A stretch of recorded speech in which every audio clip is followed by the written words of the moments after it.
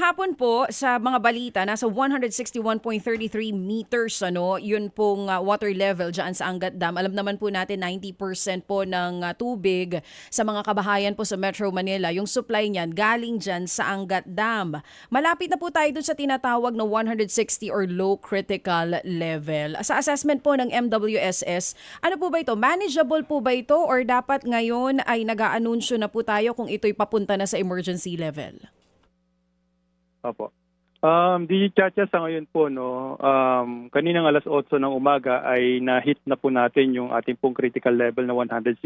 Sa ngayon po ay 159.95 meters na po yung ating elevation sa ating Angat Dam. So, pero ang ini-share naman po natin sa ating pong mga kababayan na manageable pa naman po itong ating pong level ng Angat Dam kasi po ay kami po with the technical working group po ng Angat, lahat po ng mga stakeholders po natin na gumagamit dito sa Angat Dam ay nagbi-meeting po every week na po para i-monitor po itong ating pong kalagayan sa ating reserva. So kami na rin po ay nagkakandak na rin po ng mga mitigating and contingency measure para po hindi po tayo maapektuhan itong magbabadyang El Nino po sa ating pong bansa.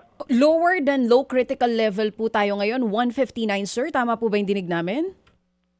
Opo, sa ngayon po 159.95 meters na po. Okay. Nahit na po natin yung ating pong critical level. Pero sa ngayon, hindi pa po kinakailangan magpatupad halimbawa ng mga water interruptions or yun pong paghina ng tubig doon sa mga gripo sa bahay?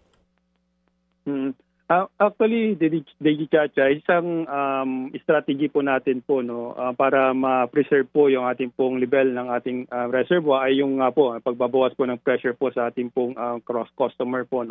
Itong pressure management measures po natin ay isa po sa mga estratehiya po natin para ma-manage po natin yung natitirang tubig sa ating Angat Dam. Pero sa ngayon naman po ay hindi pa naman po natin pinag-uutos sa ating pong konsesyonaryo. So initiative po nila ito, especially tuwing gabi po para mabawasan po yung tubig na tumatagas sa mga linya ng tubig ng ating pong mga customer. Kasi kapag di po natin hininaan po, kapag wala pong gumagamit, kung imagine mo na lang, DJ Chacha, sa bahay niyo po, kapag may mga leak, kapag hindi po natin hininaan yung pressure, ay patuloy po na tumatagas po yung tubig. So isa ito sa ating pong estratehiya para ma-preserve po natin yung tubig na mayroon po tayo ngayon. So tama po ba yung pagkakaintindi ko po doon, engineer, sa explanation nyo? Ang sabi nyo, even bago pa po yung critical level, kapag kagabi, hinihinaan nyo na po yung pressure ng tubig sa mga bahay? Opo, especially po sa mga areas po na matataas po yung mga leakages po, yung mga losses na natatapon na tubig po kasi estratehiya po natin ito during off-peak hours, yung tinatawag po natin na mula alas 10 ng gabi hanggang alas 4 ng umaga, na kung saan naman po ito yung mga oras po na yung gumagamit sa tubig ay kukonti.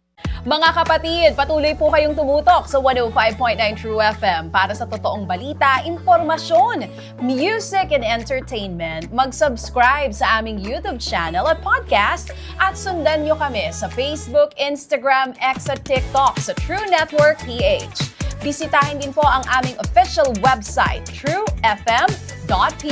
At panoorin din kami sa True TV Signal, Channel 19. Kami po ang 105.9 True FM. Laging true sa'yo, kapatid.